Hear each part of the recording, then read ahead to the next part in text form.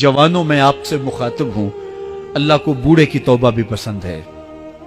अल्लाह को हर एक शख्स की तौबा पसंद है, लेकिन ये बात जहन में रखो कि मेरे अल्लाह को जवान की तौबा बहुत ज्यादा पसंद है।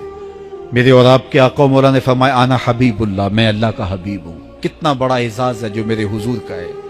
लेकिन एक दूसरे मुकाम पे इरशाद फरमाया अशाबुत ताइबु हबीबुल्लाह, सुन लो जो जवान जवानी में तौबा करे वो भी अल्लाह का हबीब है। वो जवान जिसने अपनी जवानी अल्लाह की याद में गुजारी, अल्लाह के जिक्र में गुजारी। जवानों, इबादत की लज्जत भी जवानी में है। अगरचे जवानी मस्तानी होती है, जरा इस मस्तानी जवानी को तहज्जुद के मुसल्ले पे लाके देखो, क्या मस्ती चढ़ती है सजदों के अंदर, क्या लुत्फ है कयाम के अंदर, क्या सुकून है रुकू के अंदर। इस जवानी को मालिक की चौखट पे लाओ, फिर देखना कि ये जवानी कितनी लज्जत आफरी होती है। और फिर इस जवानी के बदले में अल्लाह ताला तुम्हें क्या क्या अता फरमाता है। वराजुलुन कल्बहु मुअल्लकुम बिल मसाजिद, वो आदमी जिसका दिल मस्जिद के साथ वाबस्ता होता है। अल्लाह के घर की तामीर, अल्लाह के घर की तज़ईन, अल्लाह के घर की सफाई सुथराई, अल्लाह के घर की आबादकारी, अल्लाह के घर की हाजिरी, ये उसकी जिंदगी का मशगला है।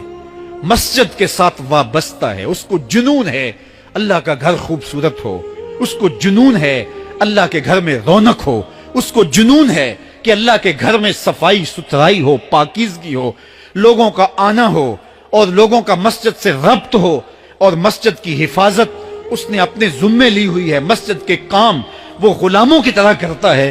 सुनो सुनो, मेरे हुजूर ने फरमाया कयामत के दिन अल्लाह उसे अपने अर्श का ठंडा साया अता फरमाएगा। वो आदमी जिसमें तन्हाई में अल्लाह का जिक्र किया, अल्लाह को याद करने बैठ गया, कोई देखने वाला नहीं था, वो तन्हा था, हुजरे में था, अपने बंद कमरे में था, अपने रब को याद किया।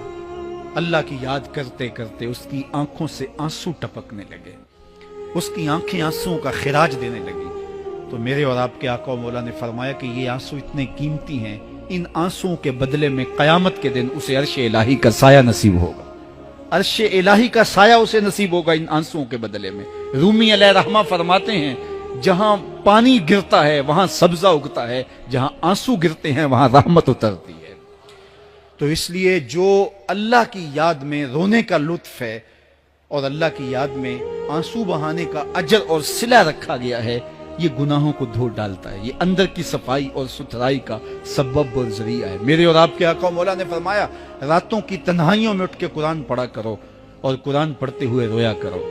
फिर फरमाया फ़इल्लम तबकू फतबाकू, अगर रोना ना आए तो रोने की कोशिश किया करो। हजरत दाता गंज बख्श अली हजवेरी से एक मुरीद ने कहा हजरत अगर रोने की कोशिश करें फिर भी रोना ना आए, फरमाया फिर अपने मुकद्दर पे रोया करो। तुम इतने संग दिल हो गए हो कि तुम्हारी आंखें आंसू का खिराज नहीं देती। जो रोना नहीं जानता वो अल्लाह की रहमतों को और अल्लाह की करम नवाजियों को कैसे समेट पाएगा। बच्चा रोता है तो मां दूध देती है। जब बंदा अल्लाह की हुजूर इल्हाओ जारी करता है, इज्ज करता है, इनकिसारी करता है, तो अल्लाह की रहमतों को जोश आता है और अल्लाह ताला की रहमतें उस पर बरसती हैं।